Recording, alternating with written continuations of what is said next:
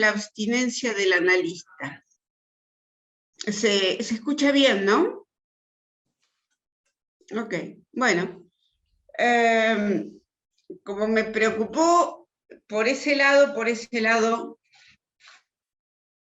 lo abordé intentando plantear alguna relación entre presencia-ausencia del cuerpo y abstinencia del analista. Diría que hablamos con el cuerpo sin saberlo. Son palabras que cuentan lo que somos, porque estamos hechos de palabras. Son la estofa que le dan textura y dimensión a nuestro cuerpo. Eso mismo le enseñó la histérica a Freud. No era por la vía de las inervaciones motrices que se hallaba el camino para descubrir la etiología de los síntomas.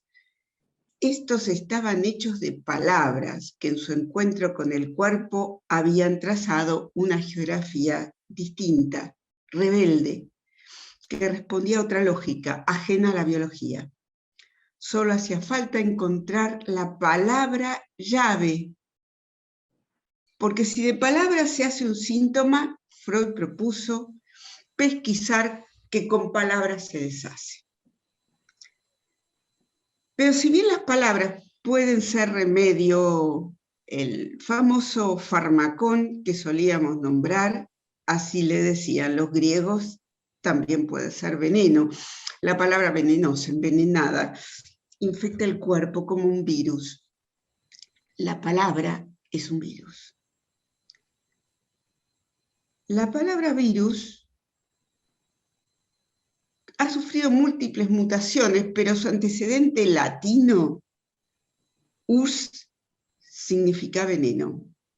Alejada de la medicina en sus inicios, era pócima venenosa, era secreción expulsada del cuerpo, hasta devenir finalmente en el uso que hoy le damos.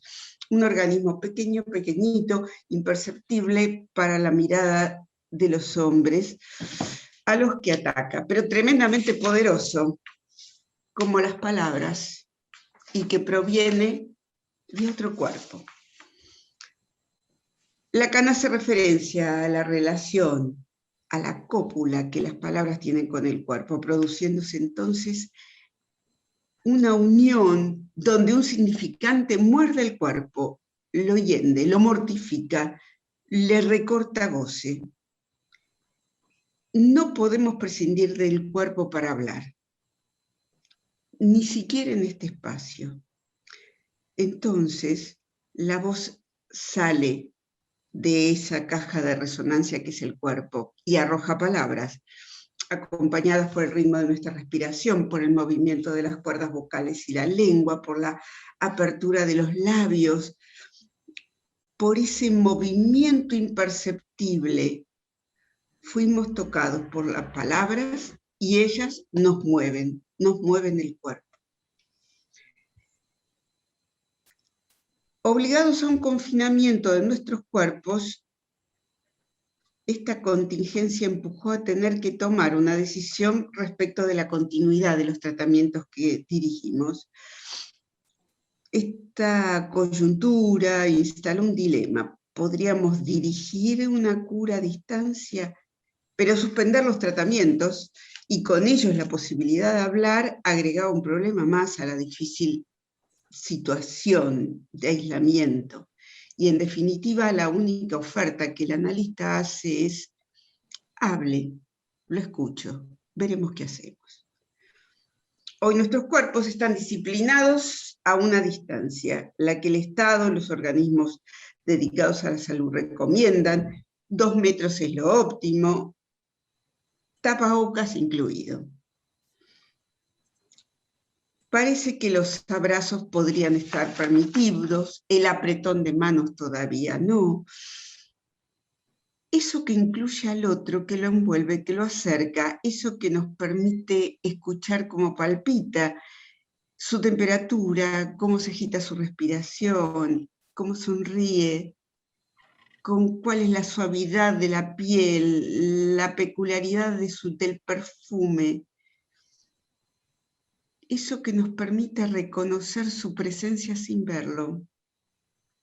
el acercarnos al cuerpo del otro. Y si las palabras nos acercan, y si las palabras nos alejan, y si las palabras son diferentes dependiendo de quién las diga, de quién las escuche, de cómo se digan, de cuál es el tono. Abstenernos del encuentro entre los cuerpos pasó a ser una premisa. Abstinencia es, en términos muy generales, la renuncia a alguna cosa fundamentalmente por motivos morales o religiosos. Aves lejos. Y el temum es un dirigido al yo en relación al vino. Mantente lejos del vino. Renuncia voluntaria a complacer un deseo o un apetito de ciertas actividades corporales que se expresan como intensamente placenteras. Y tanto la abstinencia como el amor son dos variables presentes en el análisis. Por eso, si la dimensión del amor está, la transferencia es posible.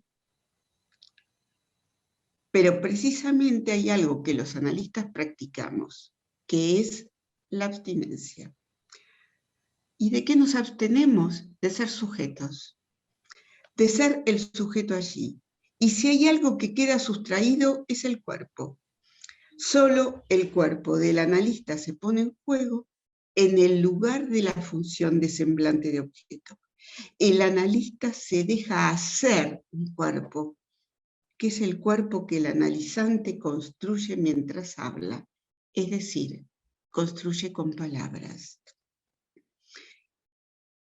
Es el contexto en el que los analistas apostamos la posibilidad del uso de plataformas virtuales, teléfonos celulares, para sostener la continuidad de los tratamientos. Y lo interesante de esta decisión es poder leer los múltiples efectos que la misma conlleva para cada quien. Hacer una lectura de esto que es contingente, que implica novedad, sorpresa, y como tal no será sin consecuencias. Esa es la tarea que nos toca. Y dentro de este escenario, muchos analizantes, o incluso quienes hacía pocas semanas demandaron ser escuchados por un analista, solicitaron la continuidad de los encuentros. Algunos optaron por interrumpir, otros retomaron después. Aparecieron sueños que los llevaron a volver, irrumpió en la cotidianeidad de sus días y en esta demora en el levantamiento de la cuarentena, la angustia que inscribió el tiempo de ausencia, que entonces hizo necesaria la presencia del analista. Y es así que nos encontramos con nuevas preguntas en relación a estas mediaciones de objetitos que muestran y permiten escabullir el cuerpo mediante la virtualidad. Entonces, por un lado, el mercado empuja a consumir los gadgets ligados a la virtualidad, que acumulan lo singular del goce de cada quien en una especie de para todo gozar del consumo. La ciencia, la religión, la política van ofreciendo diferentes respuestas a esta pandemia. Y si algo sabemos los analistas es que nuestra eficacia radica en no gozar del desecho, no gozar de la peste. Y no gozar con estos aparatitos de la virtualidad. Pero este real hizo estragos en la realidad bajo dos modos de algo absolutamente incognoscible. Por un lado, lo que yo llamaría el para todos, lo común, lo peligroso para todos, lo que impone una red de acuerdos supuestos, normativos, protocolos institucionales, inclusive con la imposibilidad de saber si funcionarán, si funcionan durante un día, durante una semana, durante un mes, ¿Cuánto durarán? Esto es muy llamativo y a mí me sorprendió en relación a los médicos especialmente, o la gente que trabaja en salud, a quienes durante todo un tiempo todas estas normativas y protocolos les eran cambiados casi todos los días. Y al mismo tiempo intentaban funcionar en un para todos. Ahora, hay también, por otro lado, este real, pero afectando la realidad fantasmática de cada quien, de cada sujeto. Y a mi entender, ambos, el para todos y el para quién fantasmático, deberíamos interrogarlos y ahí interrogar esto que llamábamos la regla de abstinencia, tal como la conocíamos. ¿Qué sucede cuando la pasamos a la virtualidad? Yo quisiera, no quiero tener como la cuestión farragosa de enumerar qué es la abstinencia, ni recitar el viejo diccionario de la Planche y Pontalis. Pero efectivamente hay algo allí que me llamó la atención en relación a cómo subraya las dos justificaciones, tanto económica como dinámica, que Freud ubica.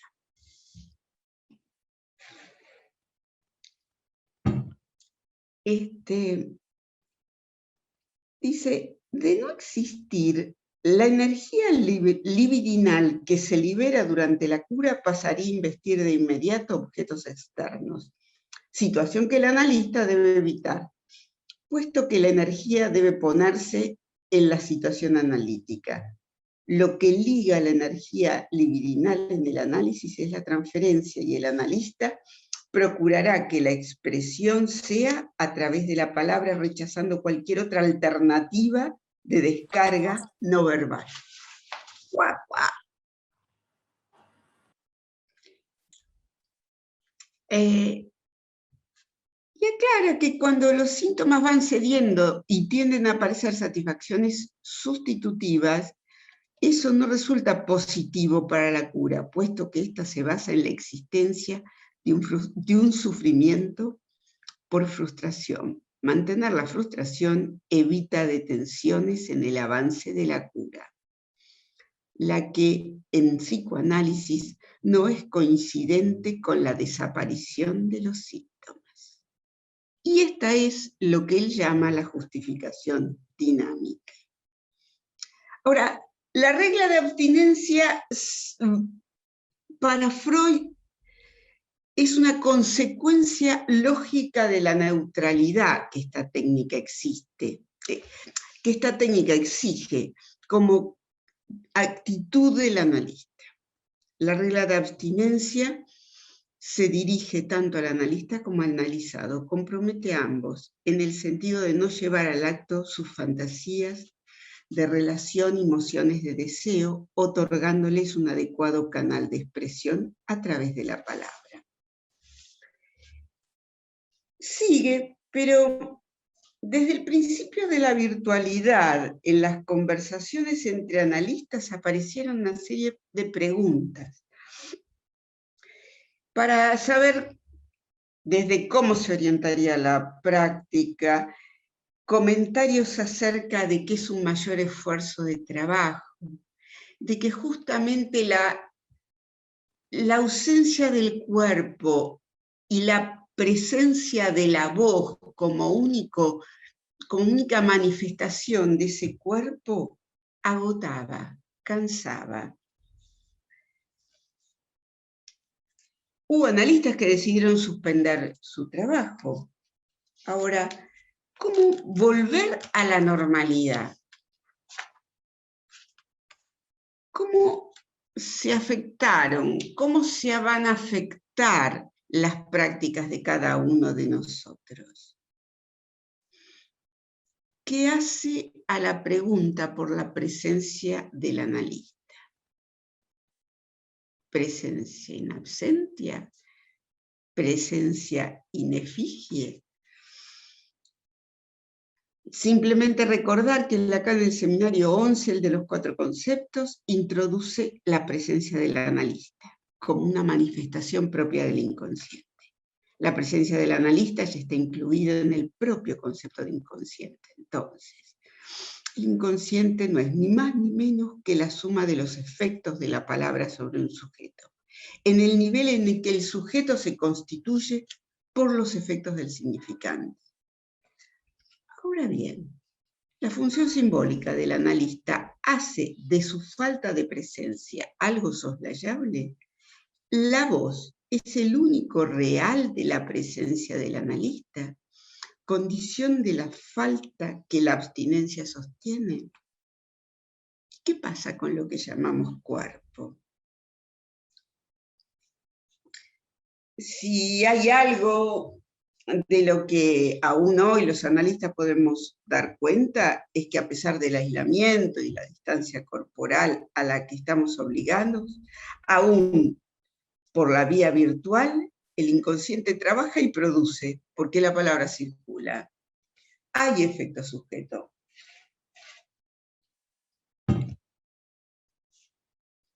Y si tomamos, como lo hacemos al pie de la letra, que el sujeto se constituye de entrada desde el significante y por el baño del lenguaje, queda sujetado y está sujeto, de esto podemos seguir dando cuenta en este tipo de experiencias de los análisis, como en las anteriores. Y bajo estas condiciones es que decidimos aceptar.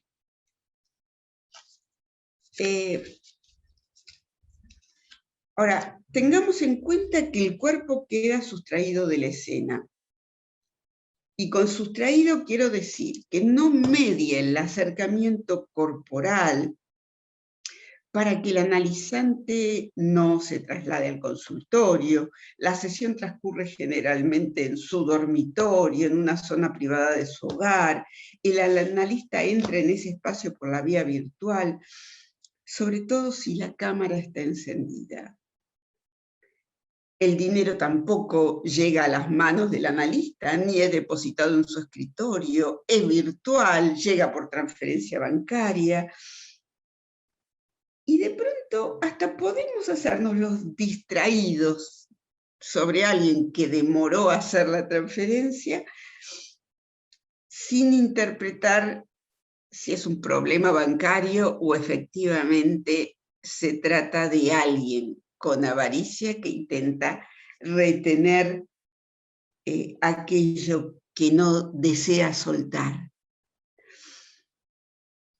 Aquel que es generoso y paga por adelantado, como formación reactiva. Y sin embargo tendríamos la posibilidad de interpretar.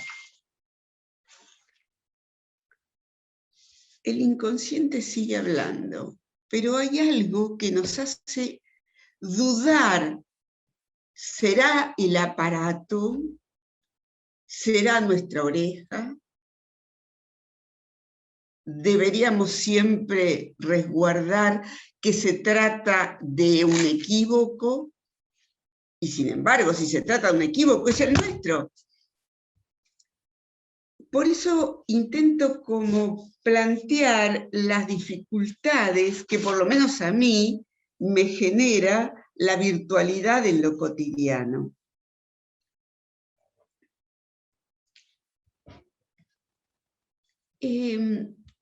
La pregunta es, ¿pero la virtualidad sustituyó a qué de nuestro cuerpo?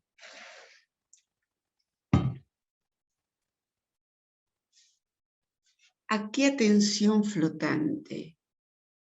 ¿A qué lugar de interrogación frente al cual nos hacemos los distraídos? ¿O existe la posibilidad de hacernos los distraídos? Por otra parte, los cuerpos que a veces vemos, que a veces escuchamos, se presentan con un sinnúmero de síntomas, inquietos, hiperactivos, inmóviles, tirados en un sillón, en la cama sin salir. La pulsión está a la orden del día, se come de más, se fuma de más, se bebe de más, y se hace una enorme actividad física o se deja de hacer.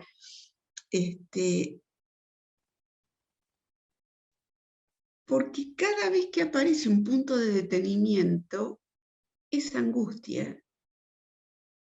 El cuerpo en movimiento porque la cabeza no para.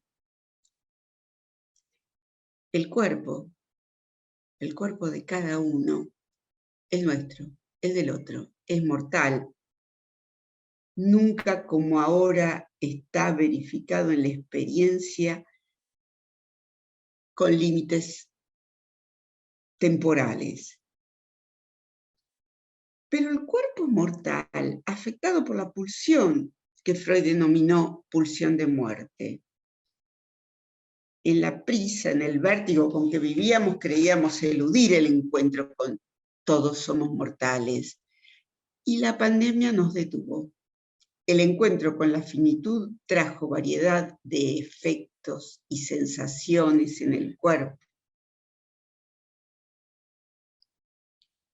Es más, nunca como ahora las consultas por eso que Freud originalmente llamó equivalentes somáticos de la angustia.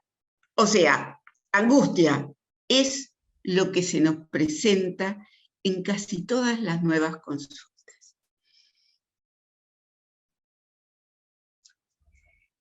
Nos encontramos con esta tecnología y entonces hacemos uso del Meet, WhatsApp, Skype, videollamada, teléfono fijo. Y es allí donde la voz cobra espesor y dimensión. A veces tan solo la voz da presencia al analista y el analista, semblante de objeto voz, puede llegar a tocar algo del cuerpo. Puede haber acto analítico, si hay resonancia en el cuerpo del analizante, si puede operar sobre ese goce del cuerpo que entonces se detiene. Ahora, la presencia virtual sustituye la presencia real de los cuerpos. La voz al teléfono sustituye la presencia del analista de carne y hueso. Yo pienso que no. Aún así, sostengo este trabajo de esta manera. Y creo que es útil mi propia respuesta negativa que me hace continuar.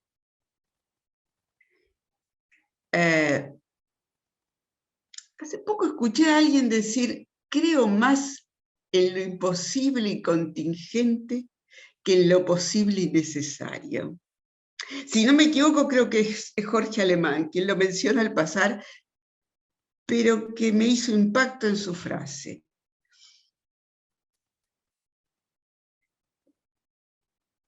Creer en lo imposible es parte de esta continuidad. Pero eso nos permite explorar una zona que ignoramos y de la cual ya veremos qué conclusiones podemos extraer. Pero por ahora es la manera imposible de sostener los análisis.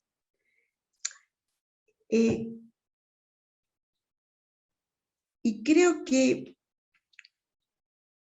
deberíamos, por ejemplo, abordar esta experiencia que hoy estamos atravesando de diferentes formas. Aparte, de diferentes formas cada uno y con cada paciente. Yo supongo que todos aquí tenemos variaciones de, a este paciente lo voy a encontrar en la pantalla, pero este otro solo lo voy a escuchar por teléfono. Y a este otro lo citaré en mi consultorio. ¿Por qué no? Si podemos.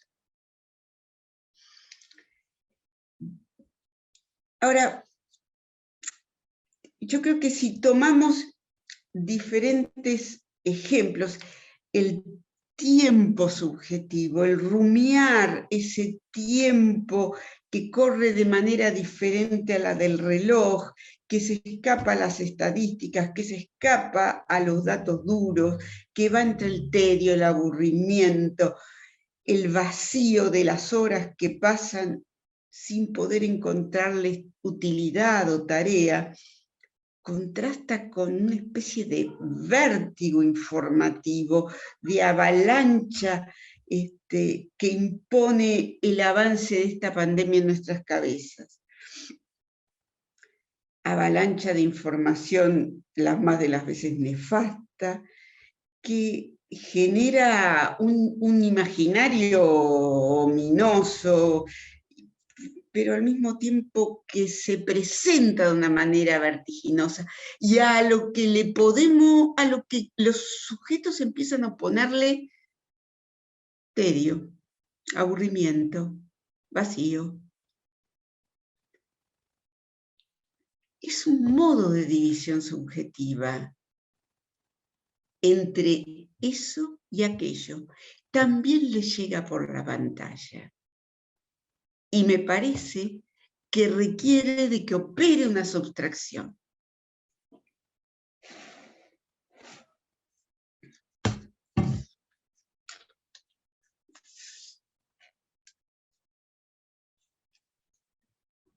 Digo porque nosotros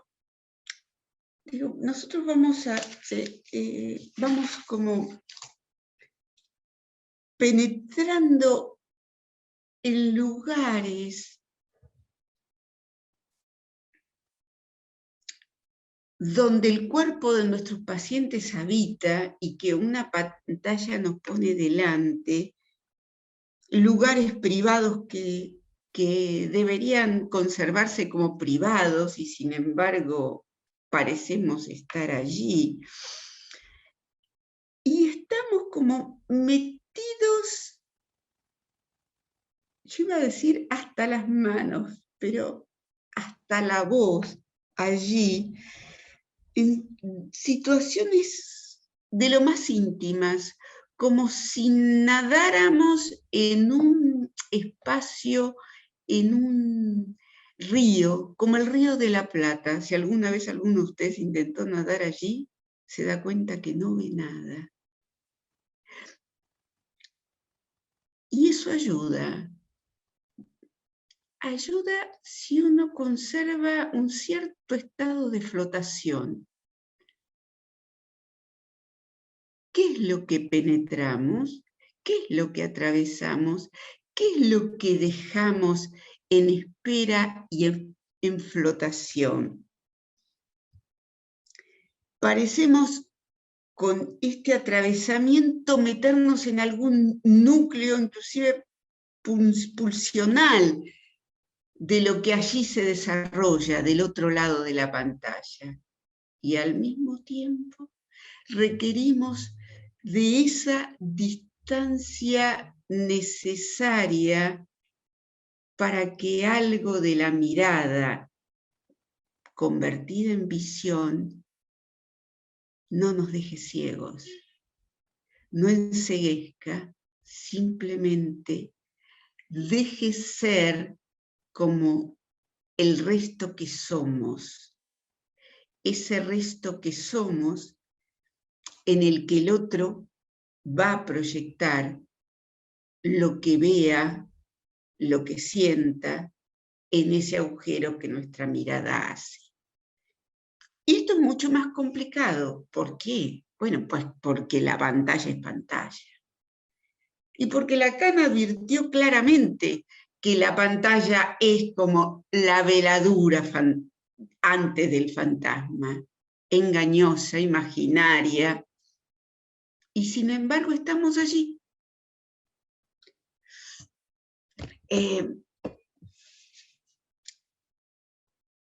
A mí me tocó tener que hacer una especie de ejercicio en relación a mi propio cuerpo en tanto presencia, en el que pude reparar cuando en mi propia casa, en mi propio consultorio, me empezaron a habitar los ruidos que no eran las voces de los pacientes, eran de la calle, del 39 que pasa aquí afuera, de los pájaros, de las abejas cuya colmena se armó en mi jardín,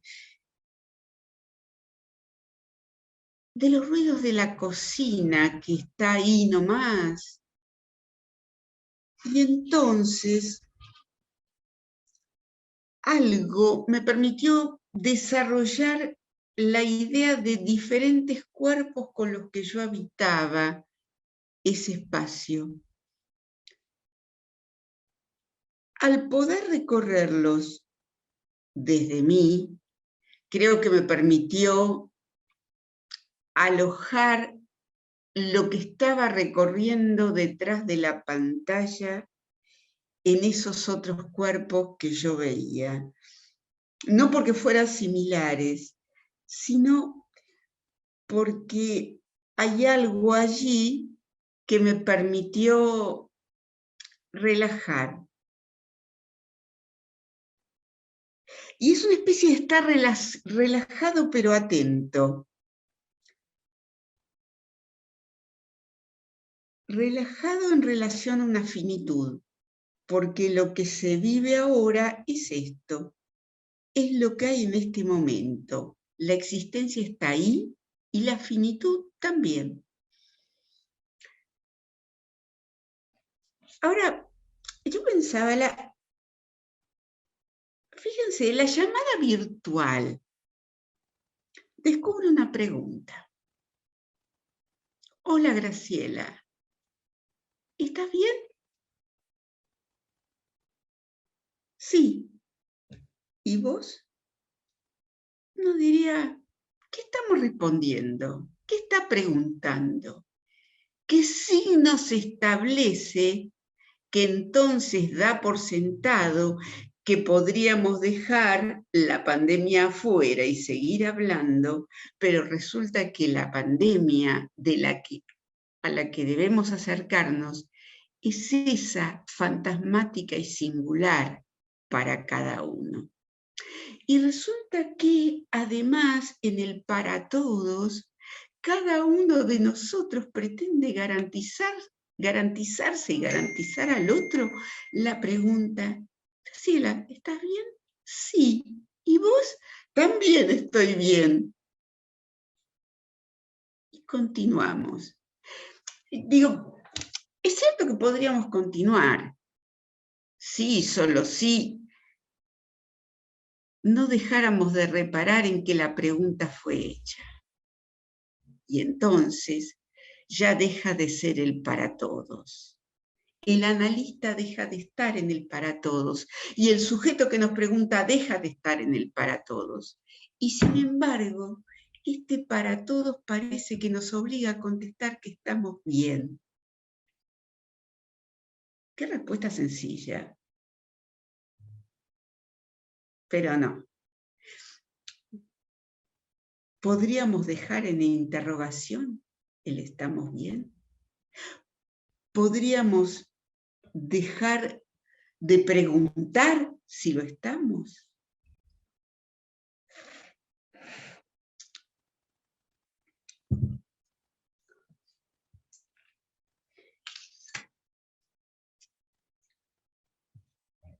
Ahora bien, esta pregunta, la sonsa, ¿no? ¿Estás bien? No es tan sonsa.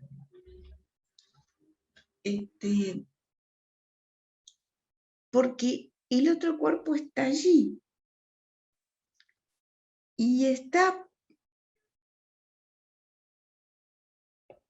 para mostrarnos lugares absolutamente insólitos.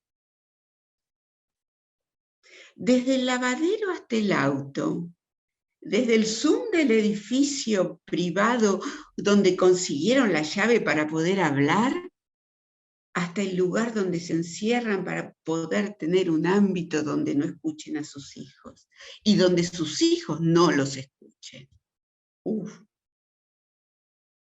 Donde su marido, su mujer, su pareja no escuche, donde solo nosotros escuchemos. Habremos recorrido en este tiempo escenarios exóticos.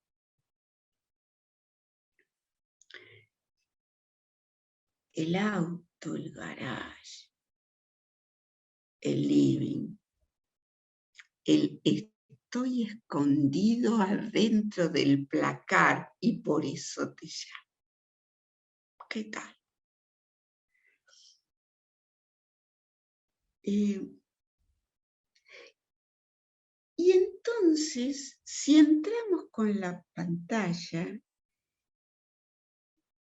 habitar esos rincones del hogar del otro se te hace extranjero, de visita.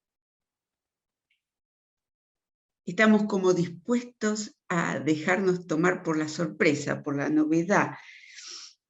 Ese lugar tiene idioma propio, tiene tiempos propios, tiene costumbres singulares, tiene, espera que saco al perro, tiene, mira, estoy con mi gato.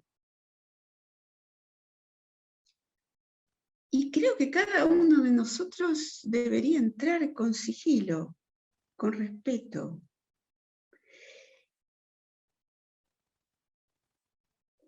Y especialmente tratando de sostener algo que a pesar de ser visto por nosotros, no sabemos. El no saber que permite saberes supuestos.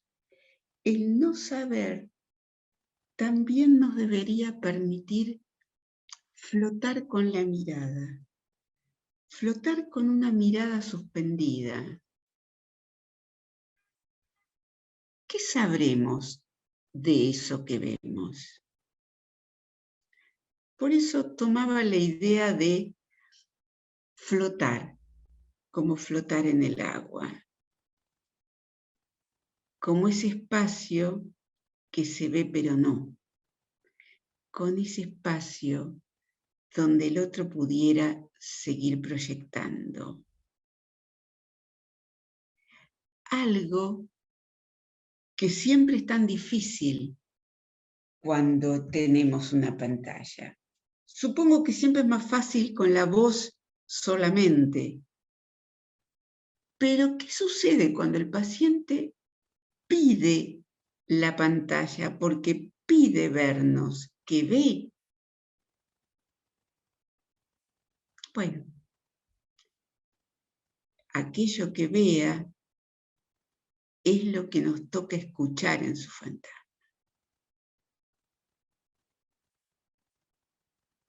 No somos nosotros. ¿Cómo hacer para presentarnos como ausencia en la pantalla?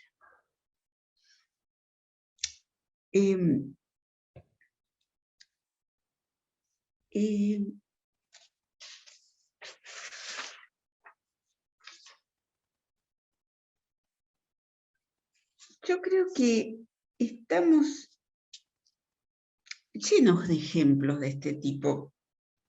De pronto miré lo que había escrito y empecé a saltear ejemplos y ejemplos y ejemplos de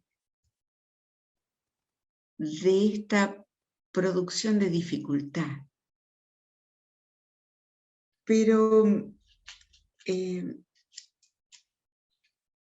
creo que uno de los lugares que más obstáculos nos está generando es aquel cuando alguien nos pregunta por datos de la pandemia.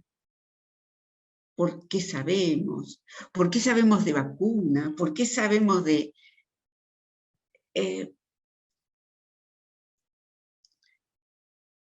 por si pensamos que está mejor la cosa o está peor, por si conviene salir o quedarse, por si quisieran escaparse a algún lugar para estar más aislados o más contenidos, o permitirse algún rincón de algún espacio donde pudieran sacarse el barbijo, entre otros que también se sacarían el barbijo. Y creo que esas preguntas nos comprometen más, porque a veces creemos que las sabemos, pero me parece que son las que pueden insistir en orientar. A ver, me detengo, quiero volver un ratito para atrás. Yo les presentaba esta hipótesis que no es novedosa, que es el para todos de la pandemia y el fantasma de cada uno de esta pandemia. Y en el para todos estamos incluidos. Y en el para todos seguramente está incluida nuestra angustia, nuestros duelos, nuestros padecimientos, las veces que nos hemos hisopado, que nuestra familia se hisopó, todo eso está para todos. Pero cuando digo para la subjetividad de cada uno, es que todo el tiempo el real se impuso tan en el para todos que el esfuerzo propiamente dicho está dado en salir del para todos para la singularidad del fantasma de cada uno.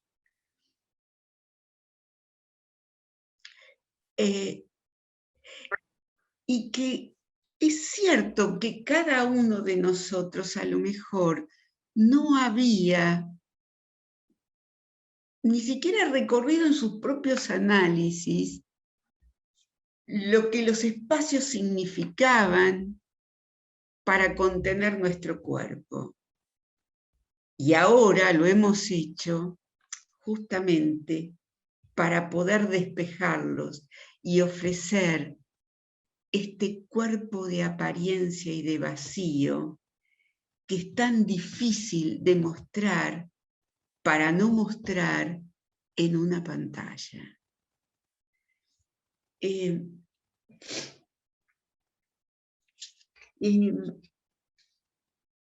Me parece que puse el acento allí. Bueno, digo que creo que esto lo sentimos todos cada vez que hablamos frente a otros, esta vez en la pantalla. Y es que una buena parte de lo que decimos, sabemos que es nuestro propio análisis. Yo les agradezco porque de paso me analizo con ustedes. Y entonces les propongo, bajo este modo de la virtualidad que hoy nos pone en juego, algo de discutir esto que me pasa, que creo que es válido y que si bien es singular, por eso dije me analizo, quizás también acontezca, no sé si en el para todos, es en el para cada uno de los que acá estamos pensando qué hacemos con esta virtualidad e inclusive cómo saldremos de ella, cómo salimos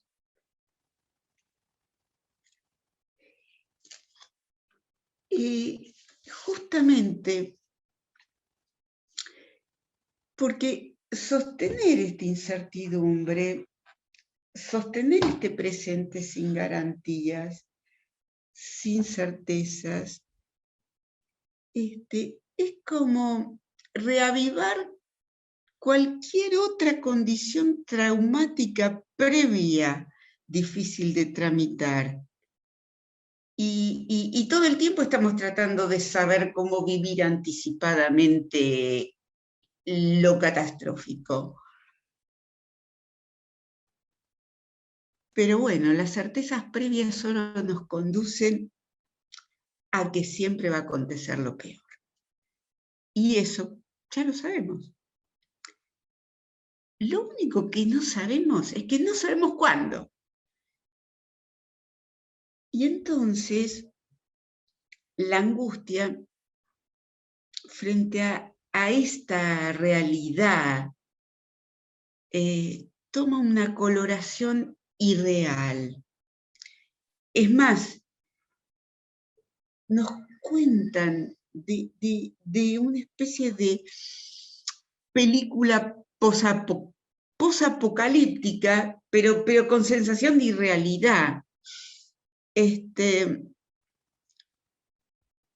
Porque lo real traumático que ingresa en una realidad de incertidumbre se da de esta manera particular en tanto ni la ciencia ni la religión han alcanzado todavía a encontrar una cura para esto. El sujeto libre a su propia pulsión es lo más cercano a la irrealidad que conocemos. Lo que agujerea el para todos de la muerte no es solo una vacuna, también agujerea la singularidad a la que el sujeto y su análisis lo pueda convocar. Y es que vamos por ahí, justamente por ahí, por eso que nos convoca. Y creo que entonces tenemos como un trabajo obligado en el corazón mismo de una realidad traumática. ¿Cuál es la fantasmática singular para relanzar un trabajo con un goce singular y una atención flotante, una visión flotante que necesita todo el tiempo ser renovada para no quedar atrapados ni entrampados en eso que vemos en la pantalla? Bueno, hasta aquí lo que pensé, pero hasta aquí lo que les pregunto. Pensar es preguntar,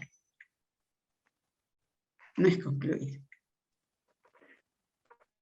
Bueno, Graciela, en principio, bueno, muchísimas gracias, y por esta cuestión de la virtualidad, mientras la gente va pensando preguntas, intercambio y lo que movió lo que acabamos de escuchar, yo quería presentarte, porque lo virtual es así, a veces uno se presenta al final. Acaban de escuchar a Graciela Gofanovich Barón, que es una colega médica, psicoanalista, miembro de la SAP, la Sociedad Argentina de Psicopatología, y que ha sido y es referente en nuestro hospital, supervisora de sucesivas camadas de residentes, no solo en el Hospital Piñero, sino en el Álvarez, y una serie también de hospitales amigos. Ha sido coordinadora de una cantidad de equipos que no voy a nombrar. Simplemente voy a nombrar el último, que llevó unos cuantos años, y mucho de lo que acabamos de escuchar, sé que están presentes los colegas que formaron el equipo que es Enlace, que yo creo que de alguna medida seguís coordinando, y por sobre todo, hablando de presente, el presente es que seguimos siendo colegas y compañeros de ruta. Así que te quería decir que es un placer escucharte para ayudar a pensar. Así que bueno, ¿Puedo dicho agregar esto, algo sí, personal? agregá lo que quieras. Sí. Hay algo de lo que me siento como re orgullosa. Yo transité 41 años de hospital, y quizás a muchos colegas decir 41 dice, un montón, esta vieja estuvo 41 años acá. Yo les contestaría groseramente, pero nunca al pedo. Siempre me ayudó el hospital a pensar el psicoanálisis, y esta vez me sigue ayudando. Y la verdad que me hacían falta. Ustedes me hacen falta. Ustedes, mis amigos del hospital. Ustedes, compañeros de ruta. Me hacían falta. Me siguen faltando. Gracias. No, por favor. Bueno, abrimos a preguntas, intercambio. Quiero decir algo de lo que escuché, que me encantó, hablando de hacer falta.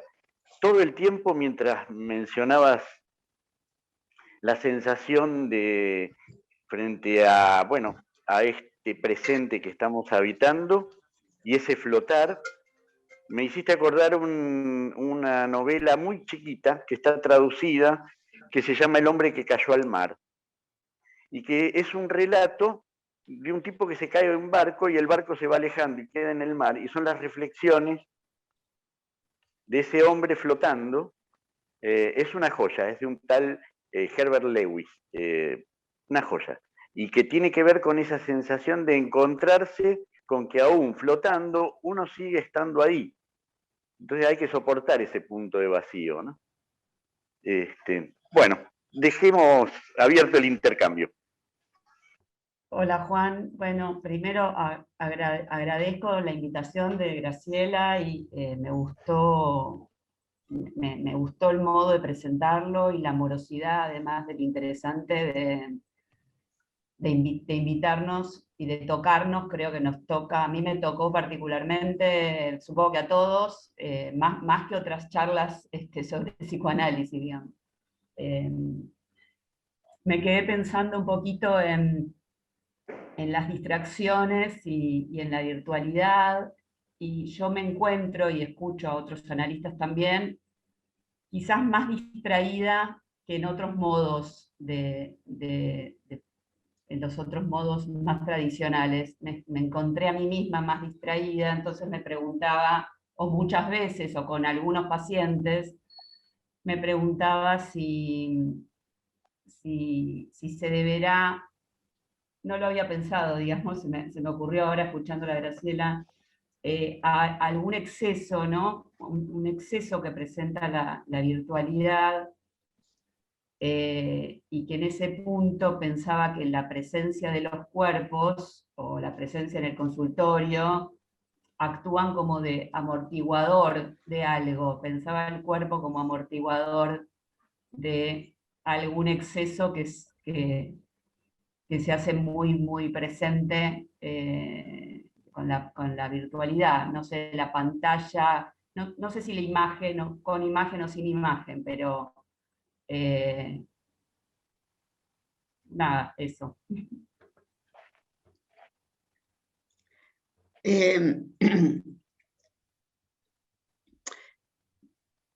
Amortiguador, voy a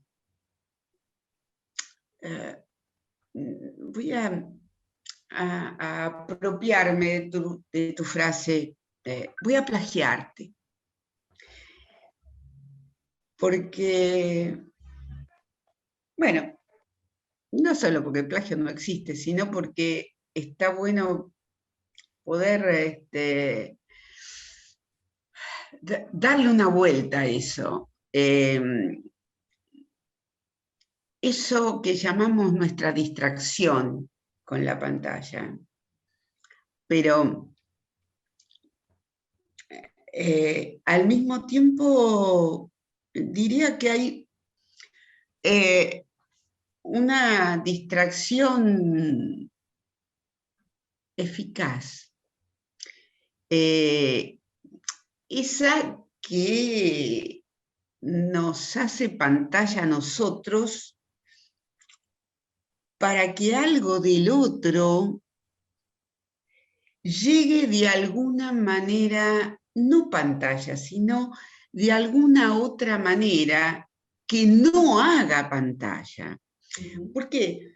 Porque mientras nosotros miramos esa pantalla, digo, esa distracción, ese lugar extraño, no sé, esa biblioteca con libros que alguien tiene detrás, ese ventanal, ya digo, o ese lavadero, ese auto, ese rinconcito. Me parece que eso entra en una especie de ropaje imaginario que es necesario poner a hablar. Y mientras no pueda ser incorporado a la palabra, es pantalla. ¿Dónde poner la pantalla? ¿De qué lado? ¿Del sujeto? ¿De nosotros? Uno diría, del sujeto, ya está, es su fantasma. Digo, más de una vez, hasta en la misma formulación lacaniana, sujeto los allá, jugamos con la idea que es sujeto los y a, esa imagen que cubre el fantasma, eso que se antepone pero que al mismo tiempo que vela, expone. Ahora, y cuando se trata de nuestra distracción, ¿por qué no pensar si necesitamos ese modo de distracción que nos vuelva al espacio marea de flotación? Creo que nosotros mismos buscamos una especie de te escucho pero intento estar en otro lado. Vos necesitas algo de mi imagen, yo necesito saber que en esa sustracción dejo semblante, pero no estoy en la visión de tu intimidad revelada. La intimidad revelada será tu palabra, es aquello en lo que confiamos, más que te muestro mis medallas, mis galas o mi lavadero, o mi auto, o lo que fuera. Por eso creo que la distracción hace, y por eso le incorporo a esta reflexión. Digo, me gustaría escucharlos a los demás cómo lo piensan. A mí me parece que tiene que entrar en consideración. Y me cuidé de llamarlo necesario, porque creo que todavía no sabremos qué es lo necesario en relación a la virtualidad. Sí sabemos lo que el paciente enuncia que necesita. Lo que todavía no sabemos es lo necesario en nuestro campo. Todavía no. Pero digo, no hagamos de lo que dijiste una anotación al pie de página. Hagamos una anotación. Anotemos eso. Gracias. Hola Graciela, amiga, Hola, Fabi. tantos años juntos, ¿no? ¿Está? Y ahora la distancia, bueno, ya nos acerca, ¿no? Y pensando en lo que vos decías muy, muy atinadamente, hay un cierto ejercicio de la abstinencia que al analista lo lleva a no explorar inapropiadamente escenarios de intimidad, pero que en este momento, por estas virtualidades y los gadgets que utilizamos, quizás inapropiadamente, bueno, vamos entrando en espacios que no nos corresponden, por un lado, ¿no? Y por otro lado, ejercicio de abstención, ¿no? Hay una diferencia entre abstinencia y abstención. Y ahí abstenernos nosotros también de no incurrir en ciertas cuestiones que harían particularmente molestas a nuestra práctica, ¿no? Pero una cuestión es la abstinencia, otra cuestión es la prescindencia. Pese a todo, no prescindimos, ¿no? No prescindimos con nuestra escucha, con nuestra palabra. Recurrimos a todos estos recursos. El tiempo dirá si son recursos apropiados, como vos decías, o son recursos devaluados que ponen quizás un interrogante sobre la posibilidad de mantener la transferencia o la ponen en peligro. En ese punto quería, si bien es una apuesta a futuro, quería preguntarte qué pensás vos hacia futuro, como si estos elementos pensás que se van a mantener, si dejan una marca indeleble o son situaciones del momento que hay que sostener y a futuro volver a repensar cómo es la clínica. A ver, varias cosas. Recursos devaluados, no.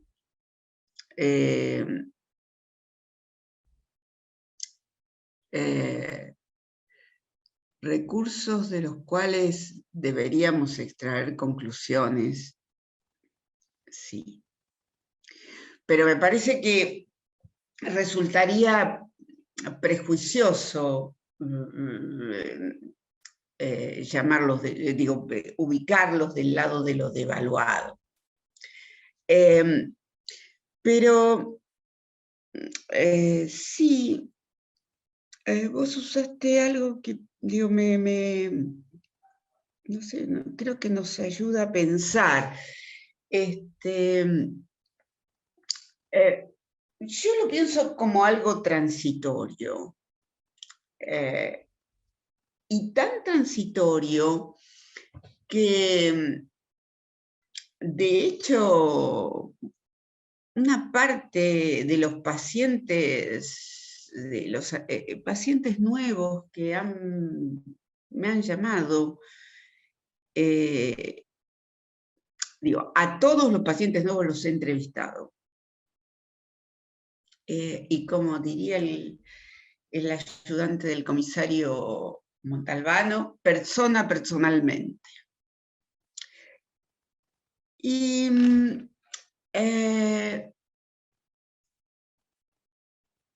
algunos, con algunos he continuado la presencialidad.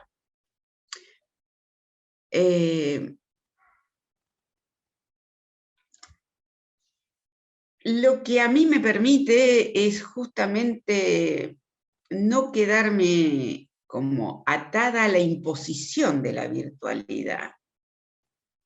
Más bien, sí aceptar que voy a tener una entrevista con barbijo, el otro también, que su silla va a estar más alejada, que abriré la ventana, que calefacciono mi consultorio en exceso para que las ventanas, que me ocupo de que haya una corriente, de que cumplo con la normativa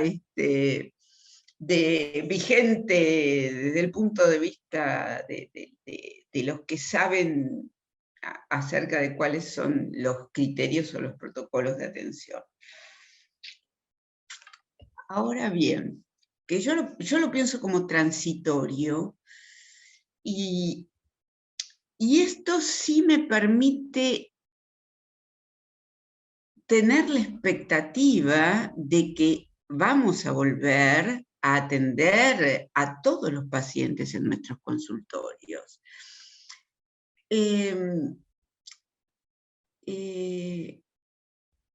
digo esto y reflexiono en mi propia palabra. ¿A todos? ¿Habrá alguno que quiera seguir en la virtualidad? No lo sé, eso la verdad es que no lo sé.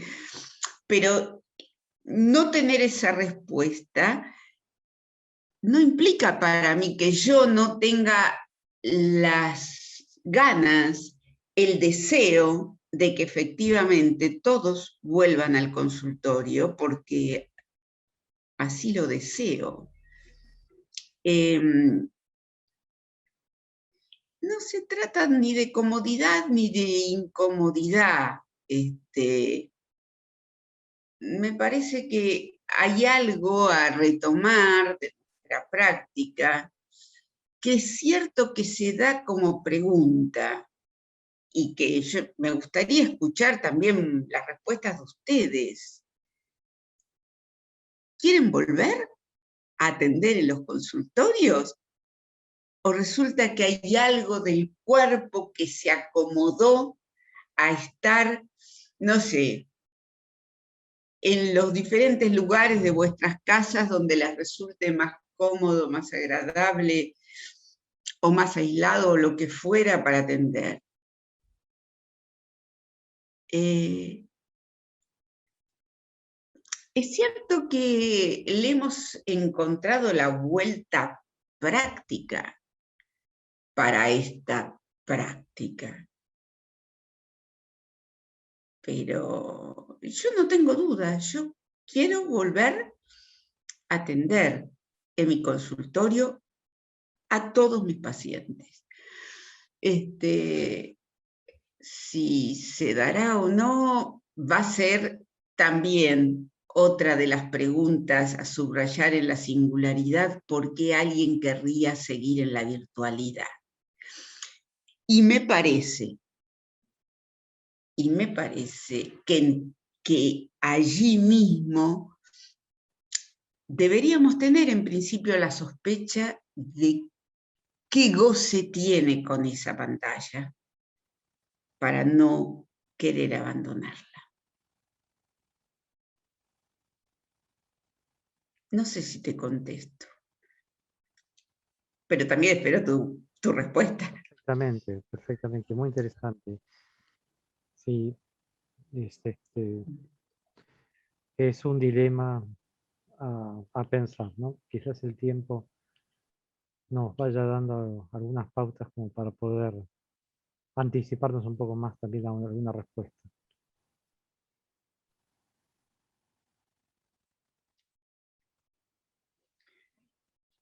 ¿Vos qué pensás? No, que es muy atinado lo que vos pensás y que hay un punto de incertidumbre y bueno, esto que vos situás, ¿no? Seguramente también habría que repensar quién queda tomado por esta modalidad cuando tradicionalmente lo más dentro del orden del usual era la actividad presencial, ¿no? Donde uno por ahí podía quizás escuchar algunas cosas de otro modo. Y si ahora esto, que por ahora es una contingencia que se utiliza de una manera casi como accidental por el momento, y un momento que en todo momento vamos repensando cuándo termina este momento, y siempre se va prolongando un poco más, y se va instalando esto como una nueva, no quiero decir una nueva normalidad, pero sí como una naturalización de algo que era un estado de excepción. Bueno, si esto después nos da lugar para pensar que estas formas virtuales no se van a instalar, ya sea. Pero, perdón, vuelvo a esto. A ver, si algo de esto se instala, me parece que, digo, quiero repetir lo que dije, pero como, con mucho subrayado. Si se instala como modalidad, es porque nos hace pensar, por lo menos, en un modo del goce que se paratodea en relación a los aparatitos y a las pantallas.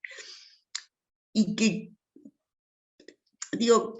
instalarlo nos va a dificultar algo que efectivamente el paciente con su cuerpo viene a hacer al espacio que llamamos de nuestro consultorio, de nuestra institución, que es que viene a dejar su goce allí. ¿Qué pasa si resulta que no encontramos la posibilidad de restarlo de ese lugar donde la pantallita se resguarda? Ojo, no digo que no haya excepciones, porque seguramente este método puede facilitar que alguien con imposibilidad de deambular se analice, es posible, pero yo tengo presente, y todavía lo hago, que hay pacientes que frente a ciertas circunstancias, yo he ido a verlos, al lugar donde están internados, a sus casas porque tuvieron un accidente y me han llamado. Y diría que todo en este último tiempo lo he vuelto a hacer. ¿Por qué? Porque soy su analista.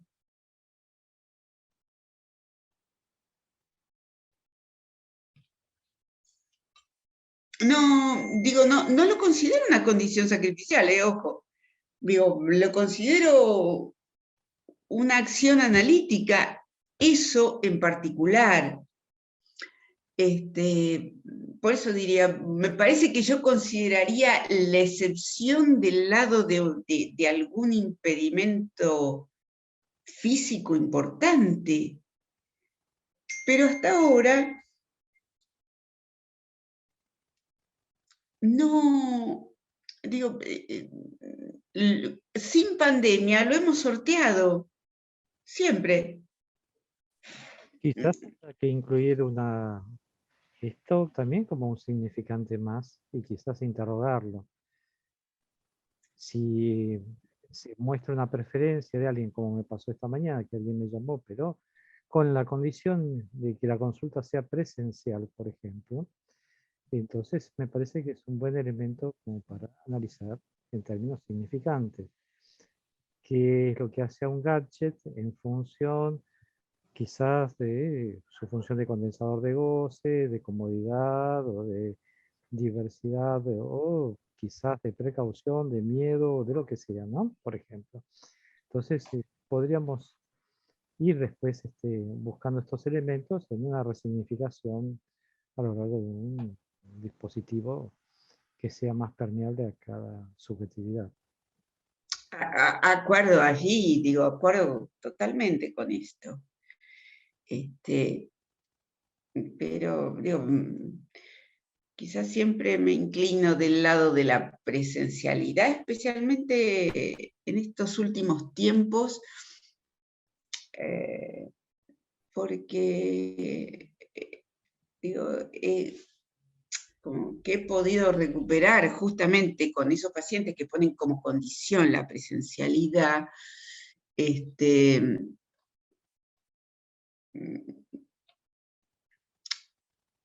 a los que lamentablemente uno los tiene que encuadrar en el para todos de saber si cumplen con sus protocolos de seguridad, de vacunación, etcétera, etcétera. Pero en general he aceptado, no les he encontrado obstáculo. Pero también es cierto que hasta ahora, nunca he atendido hasta ahora a un antivacuna, un terraplanista, ni siquiera en su forma psicótica delirante. No yo, no atravesé todavía por esa experiencia. Graciela, te agradecemos muchísimo compartir todo esto con nosotros. Sos de la casa, digamos. Y Gracias. vamos a Pero volver, de verdad me siento de supuesto. la casa, pero Vas a volver. también me tomo en serio la invitación. Y además, le quiero agradecer tanto a Juan como a vos, porque debo decirle a todos los demás que me han invitado desde hace tiempo, desde el año pasado, y la que tenía dudas de cómo participar era yo, básicamente porque no sabía bien qué iba a decir ni por dónde iba mi cabeza con esto. Creo que cuando ubiqué algunas preguntas, entonces acepté, porque creo que no tenía, quizás, estaba yo más bien sorprendiéndome de mi propia práctica, y escuchando a los demás en estas dificultades, y como no teniendo yo misma qué decir en mi propia reflexión, más bien escuchaba. Así que yo les agradezco que me hayan tenido paciencia, además. Así que gracias por la invitación. Sí me siento de la casa. Es más, aunque hayan cambiado los consultorios y eso, como me contaba Maggie al principio, verlos en vuestros consultorios me gusta, en los consultorios del hospital. Casi les diría, llévenme un poco de paseo por ahí, con vuestras computadoras para, no sé, para ver el hospital. Siempre me resulta grato, siempre extraño, está bueno, no me quiero poner nostálgica, pero sepan que los tengo cerca, que por ahí hablamos poco, más, menos, y sin embargo me son muy cercanos. Recién le decía a Juan, hola primo.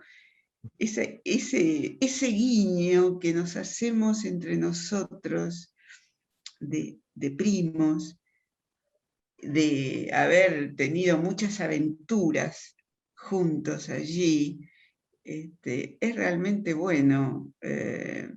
No para publicarlo, sino para que el resto sepa que uno no solo está pasando la pandemia, y que, digo, porque además me parece bastante duro para ustedes, mucho más que para mí. Yo me siento una privilegiada de no estar en el hospital ahora, lo debo confesar, me da alivio. Y pienso en todos ustedes que sí están, y pienso en los momentos que pasan, y pienso también en las dificultades con las que se ven, y cómo les toca resolverlas, a veces mejor, a veces peor, a veces a contramano, presencialidad, virtualidad, hoy voy, hoy no voy, hoy estoy, hoy...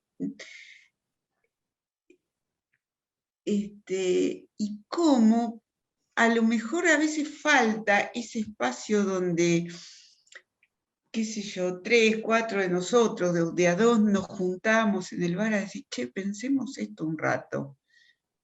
Pensemos esto un rato. Me imagino que debe ser un laburo agotador, y más de uno debe estar en lo que llamamos un poco quemado con esto. Sí, pensaba lo de tantos años de trabajo, la transferencia de trabajo, además de compartir el trabajo y la suposición de saber, requiere de filia, de un afecto. Y esa filia yo creo que es lo que hace al chiste de primos, pero también a esa cosa de poder ser compañeros. Y para concluir, gracias. Realmente, y como diríamos tantas veces, bueno, seguimos trabajando y nos vemos la próxima. Nos vemos Un abrazo, la próxima. Graciela. Abrazo a todos. Queda.